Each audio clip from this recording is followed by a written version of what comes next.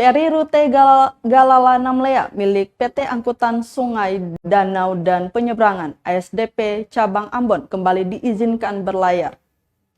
Sebelumnya, feri tujuan Namlea Kabupaten Buru, Maluku itu sempat dihentikan lantaran kondisi cuaca yang tidak memungkinkan. Peringatan kondisi gelombang dan angin kencang dari Badan Meteorologi dan Klimatologi Geofisika atau BMKG juga dijadikan pertimbangan. Namun manajer usaha ASDP Ambon, Syamsuddin Tanasi, mengatakan larangan berlayar tersebut telah dicabut sejak Kamis 30 Desember 2021 kemarin.